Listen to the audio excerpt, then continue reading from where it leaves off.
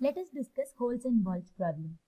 So in this problem, there is a man who has built a device and he starts rolling some ball from one end of the device to the other end.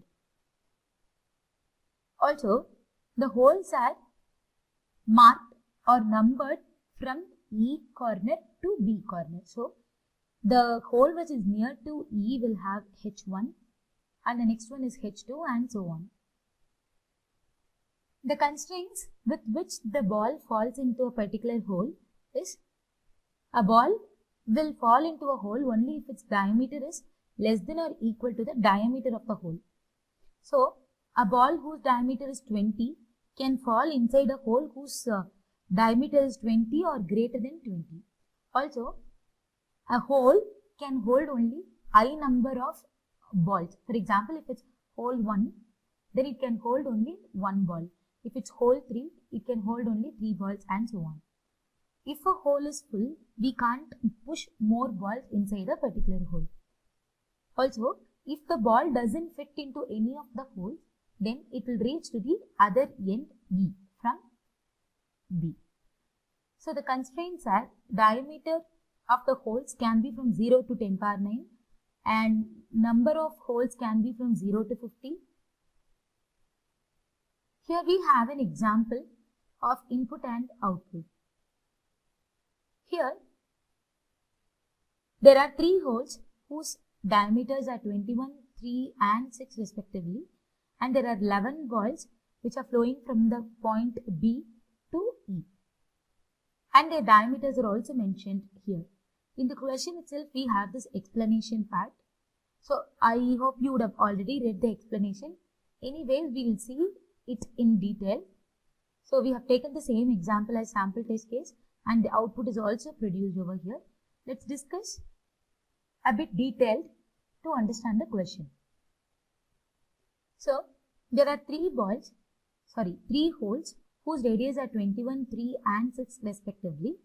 So, H1, so for example, let's take this as 21, the diameter, and this is H2, let's take it as 3, and this is H3, so let's take it as 6.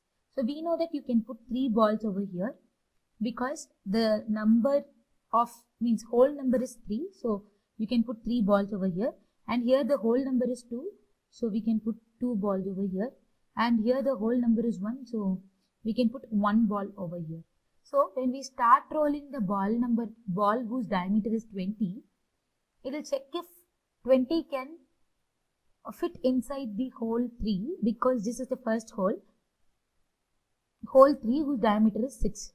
It can't fit because the ball size is greater than the hole, so it moves to the next one. Again, it can't fit here, so again it goes to the next hole. Yes, 21 is greater than 20, so it can accommodate the ball of size 20. So 20 would get filled here and no more balls can be put inside this hole because hole 1 can have only 1 ball. So as per the conditions, the output is also saying that 20 is present inside the hole 1. Now, if we check for 15, 15 can't fit into 6 or 3. It can fit into 21. But the problem is already the hole is full. So, we can't push 15 inside. So, 15 will reach E. That's why it's 0 here. For 5, ball starts rolling from here. 5. Diameter is less than hole size. So, we'll have 5 over here. First ball 5. So, we can pull 2 more or push 2 more balls inside this hole. So, that's why we have marked it as 3. And then 7. 7 is greater than 6 and greater than 3. And we can't take 21. So, it directly reaches the end. That's why it's 0. 10 again greater than 6 and greater than 3. So, again it reaches here. 4 is a diameter of a ball whose diameter is actually less than the hole size H3. So 4 will fall inside this hole H3. That is why we have written it as 3. And 2, the ball diameter is 2 and hole diameter is 6. So also H3 can accommodate 1 more ball. So 2 would be present inside this hole. That's why we have written 3 over here. And we have a ball whose diameter is 1 right now. So already all 3 balls are full, so we can't take this and this. Now it's time for us to fill the hole 2. So 1, a ball with diameter 1 will start rolling from point B. It checks H3, it's already full, goes to H2. So H2 diameter is 3 and ball diameter is 1. So it can take this ball. One more ball can be fixed here. Now ball with the diameter 3 will start rolling. So we have done this as well. So ball with the diameter 3 will start rolling from point B. H3 is full, so let's ignore it. It goes to H2. Here 3 is less than or equal to 3. So you can put 3 over here. So 2 balls are done and it flows. Now 6 and 8. These 2 balls are there, but all the holes are full. So directly I'll rate it as 0, 0. So this is all about the question. So we will have to keep in mind that the diameter of the ball is less than the hole diameter. And second one is the total number of balls that can be pushed inside the particular hole. Now let's try to figure out the logic for the same. Let the total number of holes be n. Say I'm going to try to write the logic with the given example. So if n is equal to 3 and the diameters are 21, 3 and 6, what we could possibly do is, first let's store the diameters of holes in some form of data structure. So I'm going to prefer array. So I'm going to store these holes inside 21, 3 and 6. So first let's store these values. Now we can also calculate the total number of balls each hole can accommodate. So since it's hole 1 whose diameter is 21, I'll just make a note of it and mark it as 1. Similarly, the hole 2 can hold 2 balls and hole 3 can hold 3 balls. So it's mandatory that we'll have to keep track of the total number of balls that the hole can handle in some other place. So again, I'm going to make use of an array.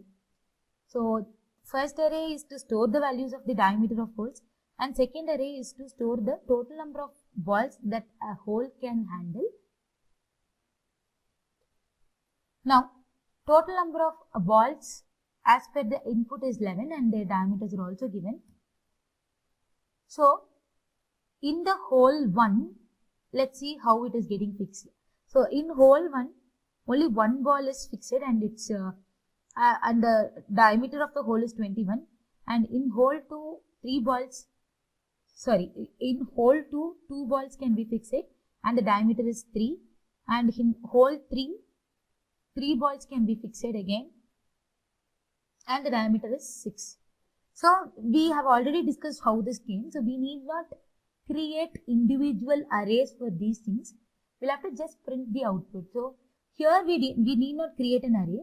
Rather, we can check it with logical operators. So what we'll have to check is, for every input of the ball diameter, let's start checking from n to 1, because as per the diagram, if we look into the diagram, ball starts rolling from nth hole to first hole. So let's check if nth hole can accommodate the first ball. If it's not happening, then the ball can go to n-1th hole and so on.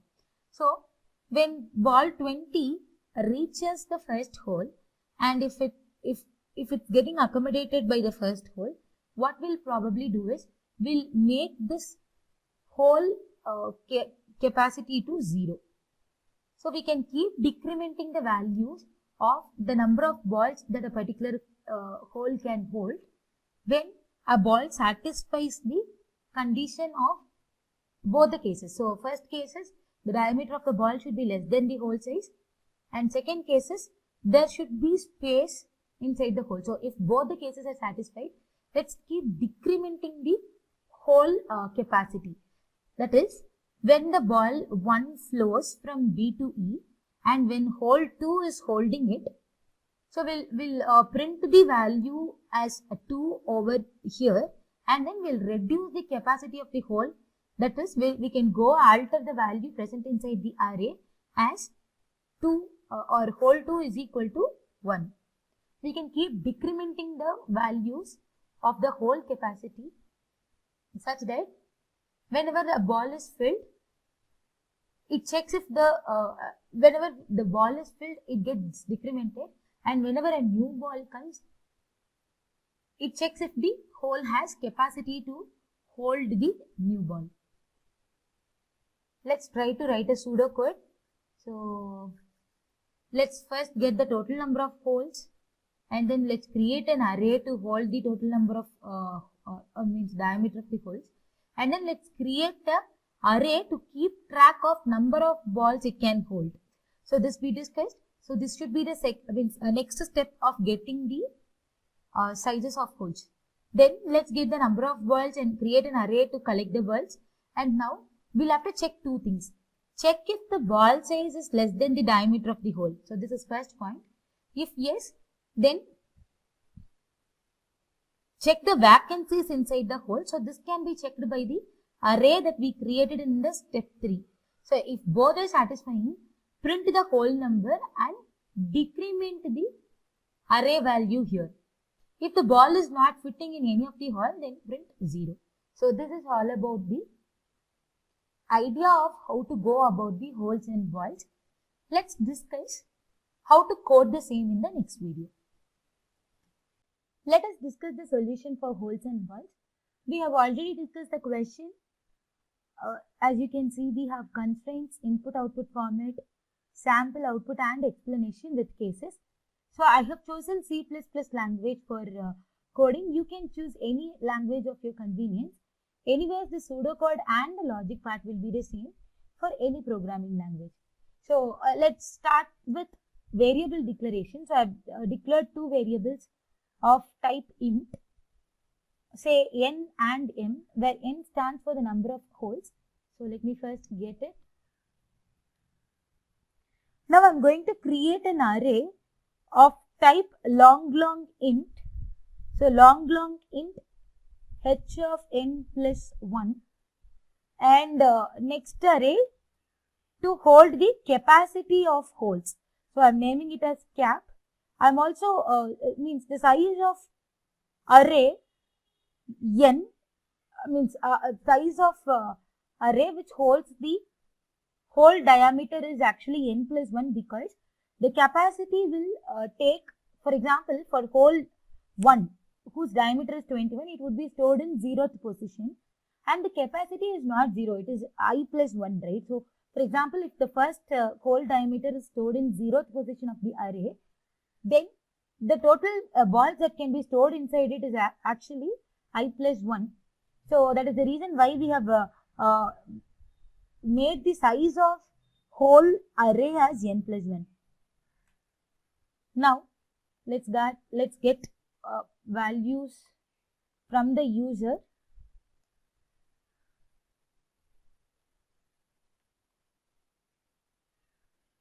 So I'm going to keep getting the diameters of the holes, and then I'm incrementing, means I'm also storing the capacity of I as I plus 1. So we have discussed this. So for example, 0th position will have hole 1's diameter. So the capacity of hole 1 is I plus 1. So I have written that. Now it's time for us to take the total number of balls, and let me create another array to store the diameter of the ball. So again it is b of m plus 1. So I am declaring two variables, say result and control, to check if the ball is already present inside the hole or not. So I'm just storing it. So now let's start getting the ball diameters. Done.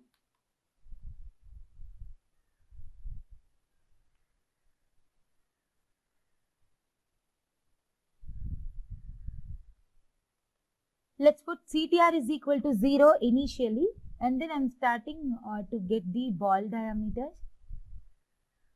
Now you will have to check if it's getting suited in any of the hole, right? So how will you do that?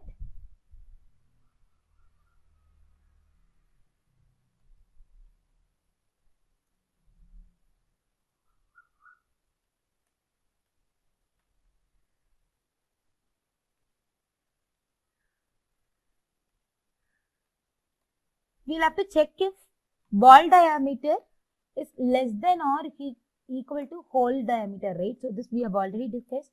So I'm checking for every ball diameter, I'm checking if the hole diameter is less than or equal to it, and capacity is not equal to 0. So if the capacity is not equal to 0, then you can push the ball. If not, you can't push the ball. That's why we have given this if condition over here. And now, if yes, you will have to print the hole number. So hole starts from J, right? So you'll have to print the, for example, if it's hole 3, it would be present in I is equal to 2.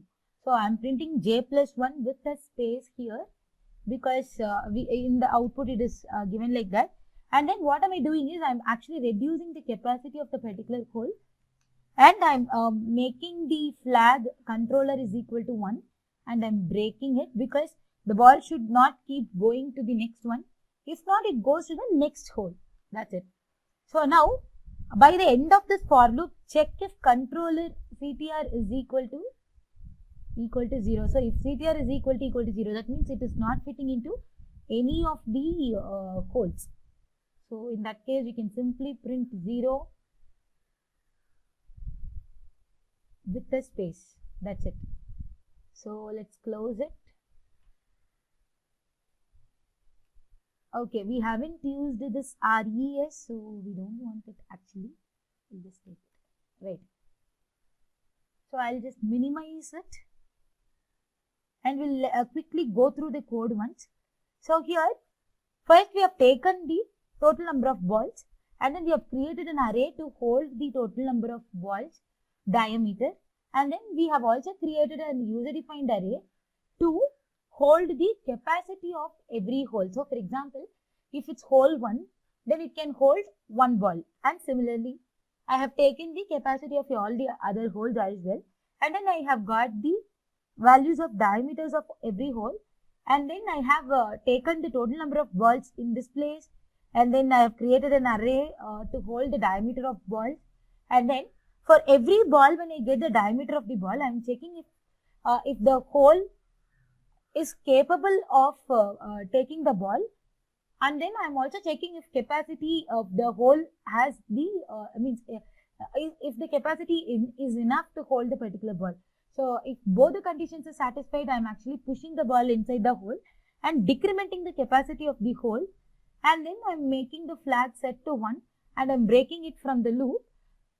Still, if CTR is equal to 0, simply print 0 and end it. That's it.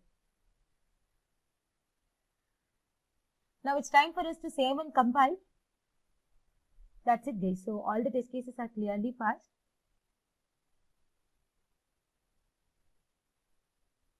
How are you doing? Stay tuned to Facebook for more awesome videos. Don't forget to subscribe.